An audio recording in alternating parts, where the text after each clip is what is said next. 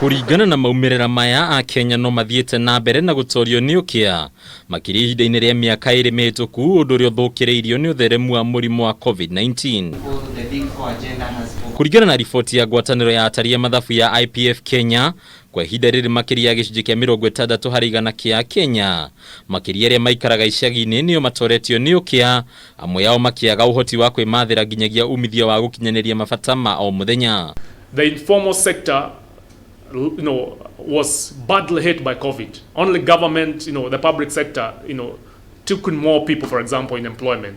The numbers again indicate that poverty in the rural area is higher, where we find that about 67% of the poverty in the rural area when compared to the 53% on national average. Kuringana na John Nyangi uria niwe murugamiriri wa uthuthuria ruhonge-ini ruru, gitumi kia Kenya aingi gwikora haceke ni kuhofanirio ni mawatho maria mekirirwo hari kugiriririo theremu wa murimu wa COVID-19, kuona amwe yao ni marugamirio mawira undu umwe na kwaga uhoti wa guthie na mbere na mihango yao ya o muthenya. In the event that we have a shock in the country, then the poor people find it very difficult to adjust, and that's why we saw the COVID-19 pandemic, many people were unable to cope up because of very small income, what we call that they're living just from hand to mouth. Ningĩ ithurano cia mweri wa kanana mwaka uyu ni igwetetwo ta undu ungihotomia wonjoria wa Kenya, riu ateti makihoyo kwaga gwikirira uteti na kuriganirwo ni haria bururi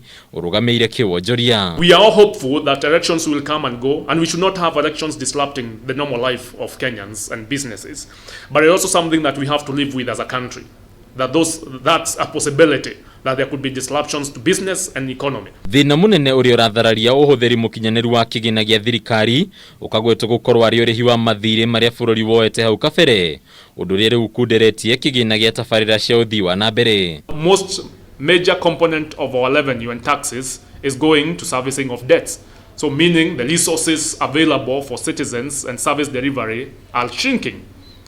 Thirikari no ihoetwo kwaga kuigithia kigina hari gukiria honge itiganite cia thirikari indi ya begwe ikirira kuigithia kigina giki hari tabarira ingi. We should be asking, should we be building out Kenyatta National Hospital, or should we be building out KQ? And who does it serve? Whose interest does it serve? Hadini ya Kameme TV, letura kwa ni Bataru wa Mwangi.